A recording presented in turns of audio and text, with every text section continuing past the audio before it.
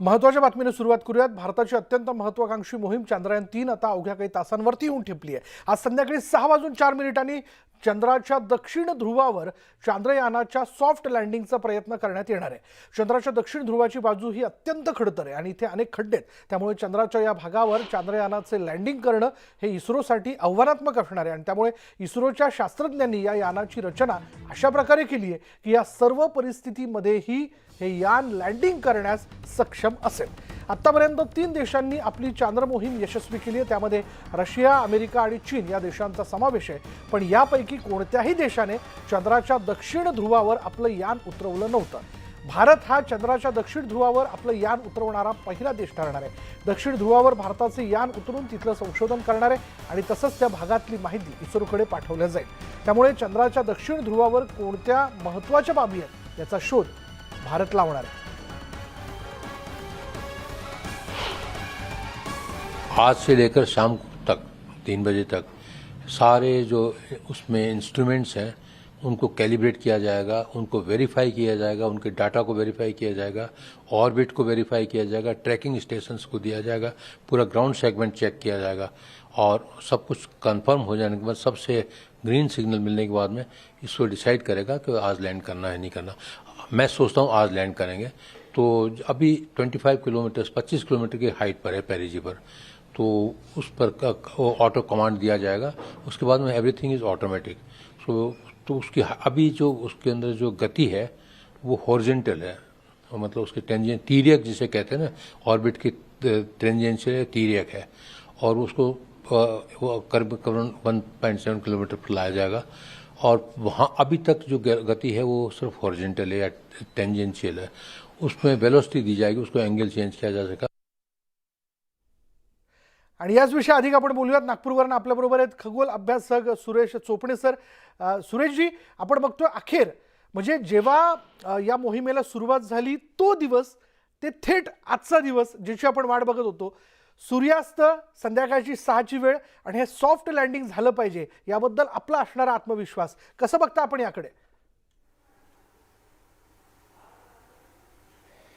निश्चितच इस्रोने अतिशय परिश्रम घेतलेले आहे, कारण चंद्रयान 2च्या फेलरनंतर चंद्रयान आता 3 आपण जे पाठवतो आहे ते यशस्वी झालंच पाहिजे या जिद्दीनं इस्रोने प्रयत्न केलेले आहेत। आणि त्यांनी आतापर्यंत जे ट्विट्स आणि प्रेस नोट्स काढलेले आहे आणि किंवा त्यांनी जे कॉमेंट्स केलेले आहेत त्यात त्यांनी म्हटलं आहे की कुठल्याही स्थितीमध्ये म्हणजे कुठलीही आपत्ती आली, कुठल्याही म्हणजे प्रश्न आली तिथे तरीही लँडिंग बिलकुल होणार आहे, इतका ठाम विश्वास त्यांचा आहे। किंवा आज वेळेवर जरी 2 तास आधी जरी शक्य झालं नाही तिथे लँडिंग करणं तरी उद्या ते लँडिंग करण्याचा प्रयत्न करतील, किंवा तेही झालं नाही तर जेव्हा चंद्रावरती पुन्हा सूर्योदय होईल 20 सप्टेंबर नंतर तेव्हा पुन्हा ती लँडिंग करण्याचा प्रयत्न करणार आहे, इतका आत्मविश्वास इस्रोला आहे। त्याच्यामुळे इस्रोलाच नाही तर आमच्यासारख्या सर्व खगोल विज्ञानात काम करणाऱ्या सर्व संस्थांना सुद्धा आत्मविश्वास आहे की यावेळेस आपलं लँडिंग निश्चितपणे यशस्वी होणार आहे। सर, आपल्या खरं तर सगळ्याच प्रेक्षकांसाठी पुन्हा एकदा की रशिया असेल, त्याच्यानंतर चीन असेल, इतरही देश असतील, आपण ह्या मोहिमेमध्ये सगळ्यात महत्त्वाचा भाग असा आहे की आपण दक्षिण ध्रुवावरती लँडिंग करण्याचा प्रयत्न करणार आहोत। यातला वेगळेपणा तो काय, जरा सांगा ना याबद्दल। आतापर्यंत जे जसं चीनचं चँग 4 यान उतरलं ते फार साईडला उतरलं, म्हणजे मागच्या डार्क साईड ज्याला म्हणतो आपण तिथे उतरलं होतं। आणि बाकी अपोलो ज्या मोहिमा होत्या किंवा रशियाच्या ज्या मोहिमा होत्या त्या म्हणजे विषुववृत्ताच्या आसपास होत्या चंद्राच्या, परंतु चंद्राच्या दक्षिण ध्रुवावर उतरण्याचा प्रयत्न आतापर्यंत कधीही केला नाही आहे। एक तर दक्षिण ध्रुव जे आहे ते अतिशय खडतड आहे, म्हणजे तिथे खूप मोठ्या प्रमाणात क्रेटर्स आहेत, टेकड्या आहेत, दऱ्या खोऱ्यांचा भाग आहे आणि म्हणून तिथे उतरणं आहे म्हणजे सॉफ्ट लँडिंग करणं हीच मोठी परीक्षा आहे। आणि या परीक्षेत पास होण्याची जी हिंमत आहे ती फक्त आपल्या आता इस्रोने दाखवलेली आहे। आणि दुसरा महत्त्वाचा विषय म्हणजे की साऊथ पोल आपण निवडायचं कारण की साऊथ पोल अनटच्ड आहे, तिथे आतापर्यंत कोणी गेलेलं नाही आहे आणि तिथले जे क्रेटर्स आहेत मोठमोठे त्या क्रेटर्समध्ये कधीही प्रकाश पडलेला नाही आहे, तिथे बर्फ स्वरूपात पाणी आहे। कारण आपल्या चंद्रयान 1नी सर्वात मोठा जो शोध लावला होता तो लावला होता की चंद्रावरती पाणी सापडलं होतं. आणि त्यानंतर आता चंद्र मोहिमा ज्या आहे त्या वाढायला लागल्या गेल्या 4 वर्षापासून. तिथे खूप मोठे खनिजं पण आहेत. म्हणजे विशेष म्हणजे तिथे अवकाशातून पडलेल्या उल्का, अवकाशातून पडलेले धूमकेतू हे तशाने तसे तिथे शिल्लक आहे. ते मॅटर शिल्लक आहे जे पृथ्वीवर शिल्लक नाही आहे. त्याच्यामुळे ते जे तिथले मिनरल्स आहेत, मटेरियल्स आहेत ते आपल्याला मिळू शकते. एक संशोधन झालं आहे त्याच्यामध्ये थोरियम आणि युरेनियम सापडलं आहे तिथे. तर ते जर सापडलं तर ते मोठे साठे आपल्याला तिथे उपयोगात येऊ शकतं. म्हणजे भविष्यात जर चंद्रावरती आपल्याला कॉलनी करायची असेल किंवा प्रयोगशाळा करायची असेल किंवा बेस कॅम्प उभारायचा असेल तर तिथे पाणी आवश्यक आहे आपल्याला आणि हायड्रोजन ऑक्सिजन पण आवश्यक आहे. आणि म्हणून त्या ठिकाणी जर उपलब्धता असेल तर पुढच्या सर्व मोहिमा आपल्याला चंद्रावरच्या आखता येईल आणि ते यशस्वी होईल. त्या दृष्टीनं हे जे साऊथ पोल आहे खूप महत्त्वाचं आहे. तांत्रिकदृष्ट्या हे लँडिंग करण्याच्या संदर्भात जे बदल यामध्ये या मोहिमेत करायला हवे होते, म्हणजे जो चांद्रयान 2चा आपला चांद्रयान 1चा जो काय आपला अनुभव होता त्यानंतर 2चा जो अनुभव होता त्यानंतरचा, त्यात आपण हे बदल केलेले आहेत. हे बदल नेमके काय आहेत आणि कशा पद्धतीने आहेत ते? चंद्रयान 2 मध्ये जे आपल्याला अपयश आलं त्या अपयशाचं जे मुख्य कारण होतं की आपल्याकडे जे 5 थ्रस्टर आपण लावलेले होते, आता आपण 4 थ्रस्टर लावलेले आहे. पण ते चारही अगदी पॉवरफुल थ्रस्टर्स आहेत. कारण चंद्रावरती आपण जेव्हा उतरतो, आपलं यान जेव्हा 30 किलोमीटर किंवा 25 किलोमीटरपर्यंत पासून जेव्हा आपण लँडिंग करतो तेव्हा ताशी त्याची 6000 किलोमीटर गती असते. म्हणजे सेकंदाला 2 किलोमीटर जवळजवळची त्याची गती असते. इतकी प्रचंड गती असते. आणि या गतीला जर आपल्याला अवरोध करायचा असेल तर आपल्याकडे प्रचंड ताकदीचे इंजिन पाहिजे. आणि आता म्हणून इस्रोनी ही जी 4 इंजिन आहेत ती प्रचंड ताकदीचे इंजिन तयार केलेले आहे. त्याच्यानंतर त्याच्यामध्ये सॉफ्टवेअरमध्ये खूप मोठा बदल करण्यात आलेला आहे. म्हणजे आर्टिफिशियल इंटेलिजन्स त्याच्यात टाकण्यात आलेलं आहे की जे पुष्कळशा अवकाश मोहिमेमध्ये नसतं ते आता इंटेलिजन्स टाकण्यात आलेलं आहे. त्याच्यामुळे ते स्वतंत्रपणे निर्णय घेणार आहे. म्हणजे फोटोग्राफ्स घेणार आहेत, कुठे उतरायचं, कुठे खडबड जागा आहे, कुठे चांगली जागा आहे, तिथे ते शोधून ते उतरणार आहे. त्याच्यानंतर समजा क्रॅश लँडिंग झालं तरी त्याचे जे 4 पाय आहे ते 4 पाय अतिशय मजबूत आहे. म्हणजे हार्ड लँडिंग झालं तरी टिकू शकेल इतक्या प्रमाणात त्याच्या मजबूत त्यांनी पाय आपण केलेले आहेत. तर ह्या सर्व म्हणजे सॉफ्टवेअरच्या बाबतीमध्ये, हार्डवेअरच्या बाबतीमध्ये, यंत्रणाच्या बाबतीमध्ये आपलं हे जे लँडर आहे विक्रम लँडर हे अतिशय सक्षम आहे.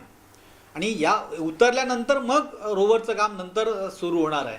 परंतु शक्यता जास्त आहे की आपण सक्सेसफुल 100% राहूया या मोहिमेमध्ये. सुरेश सर, मला आणखीन एक प्रश्न की ही मोहीम यशस्वी होणार यात कोणत्याही प्रकारची शंका नाही, पण ही मोहीम ज्यावेळेस फत्ते होते तर कशा प्रकारे भविष्यात या सगळ्या गोष्टीचे फायदे आपल्याला होऊ शकतात? सर ही चंद्रयान आपण मोहीम 2 आणि 3 यासाठी राबवली होती की चंद्रावर आपल्याला सॉफ्ट लँडिंग करता आलं पाहिजे. म्हणजे खरं तर इतके अपोलो मिशन झालेले आहे, रशियाच्या ल्युना झालेल्या आहे, चायनाच्या पण चँग मोहिमा झालेल्या आहे. त्यांनी सर्व फोटोग्राफ घेतलेले आहे, मिनरल मॅपिंग केलेलं आहे, गुरुत्वाकर्षण शक्ती, क्लायमेट, टेम्परेचर सर्व झालेलं आहे. खरं तर म्हणजे आपण काही खूप मोठं नव्यानं करतो असं नाही आहे. पण भारतासाठी आणि इस्रोसाठी महत्त्वाची गोष्ट आहे की सॉफ्ट लँडिंग टेक्नॉलॉजी आपल्याकडे आली पाहिजे. कारण ही जर तंत्रज्ञान आलं तर भविष्यातल्या सर्व मोहिमा ज्या आहेत चंद्रावरती घेणारे आपण जे घेणार आहोत भारतातर्फे ते साध्य होणार आहे. कारण सर्व मोहिमा घ्यायच्या चंद्रावर उतरायला लागेल. आपल्याला जर चंद्रावरती प्रयोगशाळा करायची असेल, एक अवकाशासाठी तिथे जर बेस तयार करायचा असेल, तिथे आपल्याला मिनरल्स तिथले वायू आपल्याला कॅप्चर करून त्याचा वापस आणायचा असेल पृथ्वीवरती आपल्याला, तर तिथे लँडिंग महत्त्वाची आहे आणि अतिशय 100% यशस्वी लँडिंग होणं आवश्यक आहे. आणि म्हणून सर्वात मोठं जे काम आहे की तिथे सॉफ्ट लँडिंगची क्षमता आपल्यात विकसित झाली पाहिजे, हेच महत्त्वाचं काम आहे. आणि त्यासाठी ही भारताची जी मोहीम आहे ती चाललेली आहे की तिथे सॉफ्ट लँडिंग करता आलं पाहिजे. तरच भविष्यातल्या ज्या सर्व स्पेस मिशन्स, कारण पुढे आपल्याला पृथ्वीवरून प्रक्षेपण करण्याच्या पेक्षा चंद्रावरून प्रक्षेपण करणं सोपं आणि सोयीचं जाणार आहे. तर म्हणून आपल्याला लँडिंग कॅपेबिलिटी जी आहे ती आली पाहिजे आपल्याकडे. धन्यवाद सर या सगळ्या माहितीबद्दल. आम्ही दिवसभरात या सगळ्या मोहिमेच्या विषयाला घेऊन वेगवेगळे प्रश्न घेऊन आपल्याकडे येत राहू आणि अर्थात आपल्याला सगळ्यांना विश्वास आहेच की ही मोहीम फत्ते होणारच. हे सॉफ्ट लँडिंग अत्यंत महत्त्वाचं आहे कारण ज्यामुळे भविष्यात अनेक गोष्टींचा शोध लावण्याच्या संदर्भात मदत होऊ शकते. धन्यवाद आमच्याशी बोलल्याबद्दल. पुढे बघूयात एक महत्त्वाची बातमी हाती येते की मनसुख हिरेन हत्या प्रकरणामध्ये आरोपी असणारे माजी पोलीस अधिकारी प्रदीप शर्मांना सर्वोच्च न्यायालयाने मोठा दिलासा दिलेला आहे। न्यायालयाने प्रदीप शर्मांना नियमित जामीन मंजूर केला आणि याआधी आजारी पत्नीला भेटण्याकरता त्यांना 3 आठवड्यांचा अंतरिम जामीन देण्यात आला होता।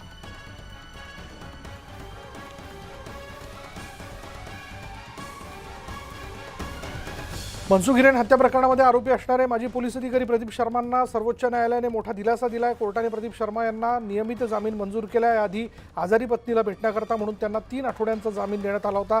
त्यानंतर प्रदीप शर्मा पुन्हा सरेंडर झाले होते। त्यांच्या नियमित जामीन अर्जावर सुनावणीमध्ये सुप्रीम कोर्टानं शिक्कामोर्तब केलाय। याबद्दल बोलूयात आमचे प्रतिनिधी प्रशांत बाग आता क्षणाला आपल्या बरोबर। प्रशांत, काय माहिती? खरं तर अत्यंत महत्त्वाचा निर्णय हा म्हणता येईल, कारण आपल्याला माहिती आहे की ज्या प्रकारे कारमायकल रोड स्फोटक प्रकरण आणखी मनसुख हिरेन हत्या प्रकरणामध्ये वेगवेगळ्या प्रकारच्या घडामोडी झाल्या आणि माजी पोलीस अधिकारी, डेकोरेटिव्ह पोलीस अधिकारी म्हणून ज्यांची ओळख खरं तर पोलीस दलात एन्काउंटर स्पेशालिस्ट म्हणूनही त्यांची ओळख, पण त्यांना मात्र या प्रकरणामध्ये एनआयएनं ताब्यात घेतलं होतं आणि याच प्रकरणाची सुनावणी म्हणजे की मुंबईमध्ये असलेल्या सगळ्यात मग ते एनआय कोर्ट असो, हायकोर्ट असो, या ठिकाणी फेटाळल्यानंतर सुप्रीम कोर्टात त्यांनी धाव घेतली होती। सुप्रीम कोर्टानं त्यांना खरं तर हा दुसरा दिलासा म्हणता येईल। पहिल्यांदा दिलासा देताना त्यांनी त्याचे नियम काटेकोर पाळले, पुन्हा सरेंडर झाले। त्याच्यानंतर आता त्यांना नियमित दिलासा दिल्यामुळं हा सगळ्यात मोठा दिलासा प्रदीप शर्मा यांना मानला जातोय। प्रदीप शर्मा आज सायंकाळपर्यंत बाहेर येतील। पुण्याच्या येरवडा कारागृहात ते आता आहेत। आणखीन आज सायंकाळपर्यंत ते आज बाहेर येतील, आणखीन त्यांची मुक्तता होणार आणि प्रदीप शर्मा या केसमध्ये त्यांना मिळालेला हा मोठा दिलासा, सुप्रीम कोर्टाने दिलासा दिला असं आपण नक्कीच म्हणू शकतो। विशाल, धन्यवाद प्रशांत या सगळ्या माहितीबद्दल।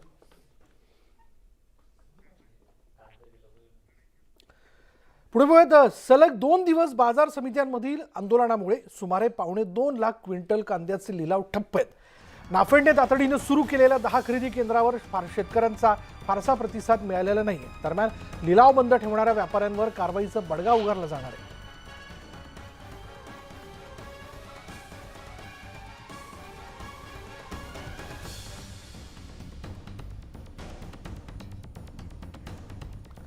तर केंद्र सरकारने कांदा निर्यातीवरील 40% कर रद्द करावा, तसंच राज्याचे कृषी मंत्री धनंजय मुंडे यांनी राजीनामा द्यावा या मागणीसाठी जनहित शेतकरी संघटनेकडून आज सोलापूरमध्ये धनंजय मुंडे यांच्या बंगल्यासमोर आंदोलनाचा प्रयत्न करण्यात आला। मात्र पोलिसांनी वेळीच 10 ते 12 आंदोलकांना ताब्यात घेतलं आणि या आंदोलकांनी सोलापूर कृषी उत्पन्न बाजार समितीचा कांदा लिलाव देखील बंद पाडला होता। मात्र पोलिसांच्या कारवाईनंतर हा लिलाव पुन्हा सुरू झाला। मुख्यमंत्र्यांनी राजीनामा दिलाच पाहिजे। महाराष्ट्र राज्य जनहित शेतकरी संघटनेचा धुळे कृषी उत्पन्न बाजार समितीमध्ये कांद्याचे लिलाव बंद आहेत आणि केंद्र शासनाने 40% निर्यात शुल्क वाढ केल्यानं शेतकरी आणि व्यापाऱ्यांनी कांद्याचे लिलाव बंद पाडले। कांद्याचे लिलाव बंद असल्यामुळे नेहमी गजबज असणाऱ्या धुळे कृषी उत्पन्न बाजार समितीमधील कांदा मार्केट यार्डमध्ये शुकशुकाट पसरलाय। तर अकोल्यात शेतकरी संघटना आणि विदर्भ राज्य आंदोलन समितीच्या कार्यकर्त्यांनी जिल्हाधिकारी कार्यालयासमोर गळ्यात कांद्याची माळ घालत आंदोलन केलं। या निर्णयाचा निषेध करत जोरदार निदर्शनंही करण्यात आली।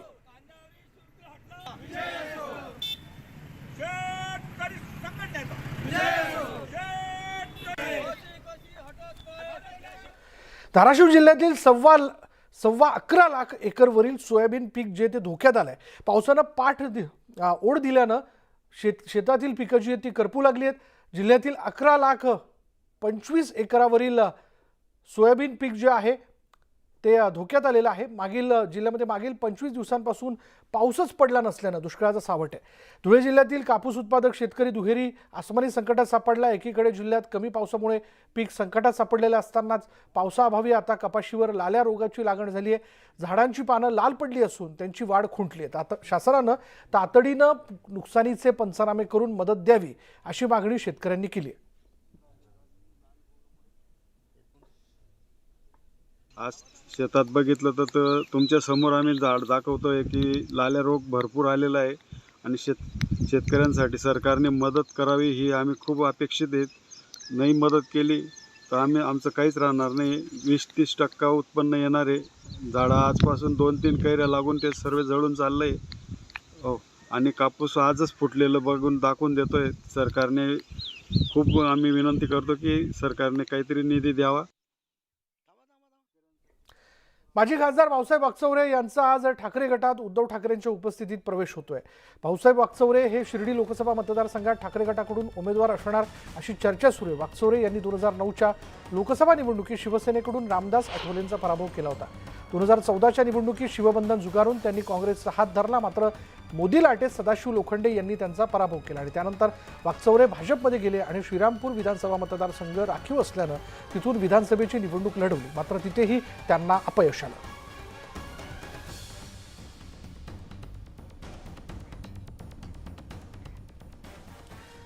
तर राष्ट्रवादी काँग्रेसच्या फुटीनंतर अजित पवार पहिल्यांदा बारामतीत येणार आहेत. तब्बल 65 दिवसांच्या कालखंडानंतर उपमुख्यमंत्री अजित पवार हे शनिवारी बारामतीमध्ये दाखल होत आहेत.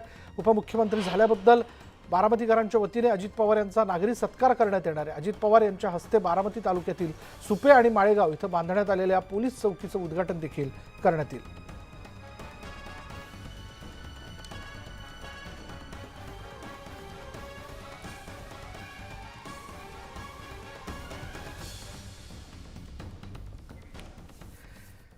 तर बीड जिल्ह्यातील क्षीरसागर कुटुंबातील युवा नेते डॉक्टर योगेश क्षीरसागर हे राष्ट्रवादी अजित पवार गटात प्रवेश करत आहेत. उपमुख्यमंत्री अजित पवार, कार्याध्यक्ष प्रफुल्ल पटेल, मंत्री धनंजय मुंडे, प्रदेशाध्यक्ष सुनील तटकरे, मंत्री छगन भुजबळ यांच्यासह इतर प्रमुख नेत्यांच्या उपस्थितीत ते प्रवेश करतील. योगेश क्षीरसागर हे माजी मंत्री जयदत्त क्षीरसागर यांचे पुतणे आहेत आणि त्यांच्या प्रवेशामुळे बीडमध्ये अजित पवार गटाची ताकद वाढणार आहे.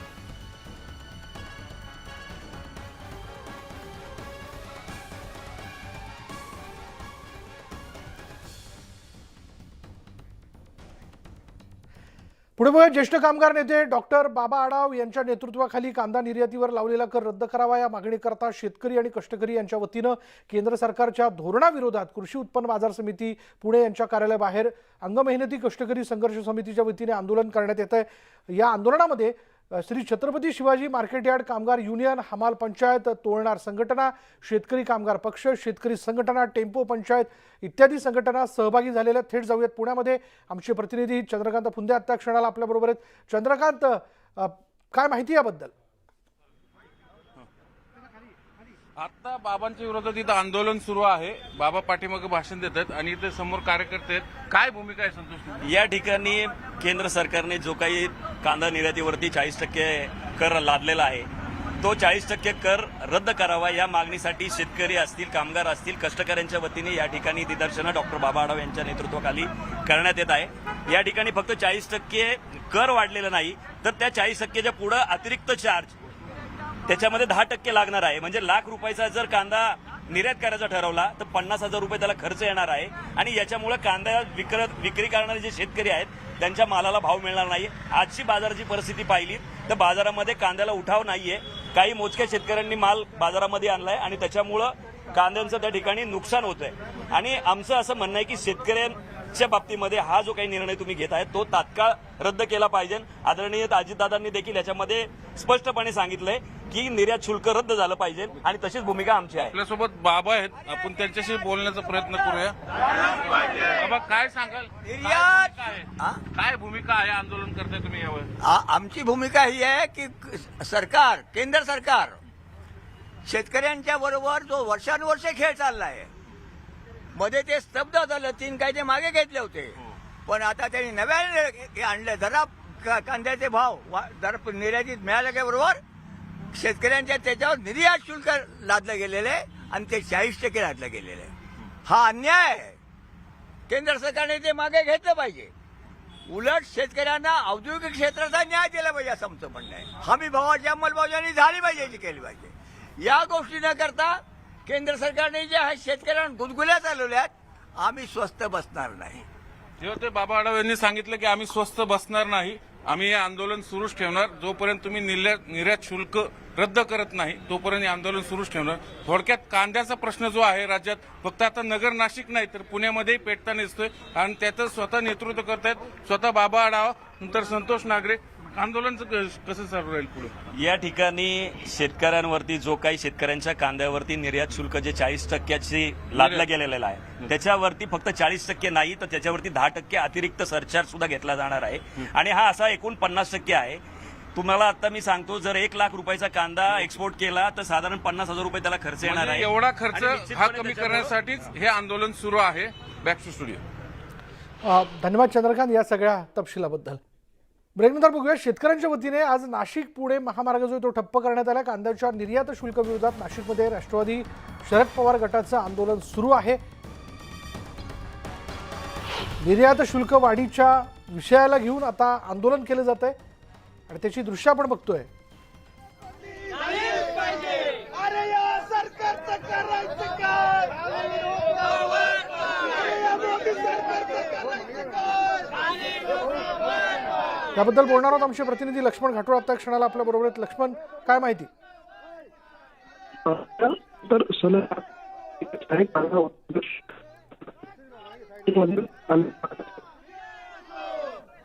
काही कारणास्तव लक्ष्मणचा आवाज आपल्यापर्यंत पोहोचत नाही, पण आंदोलनामुळे हायवेची वाहतूक जी ती पूर्णतः विस्कळीत झालेली, थांबवण्यात आलेली आहे. आपण जर बघितलं तर नाशिक जिल्ह्यात अशी कांद्याची घाऊक बाजारपेठ लासलगाव जवळ आहे आणि त्यामुळे तिथे कांदा उत्पादन मोठ्या प्रमाणात घेतलं जातं. कांद्याचं पीक मोठ्या प्रमाणात घेतलं जातं.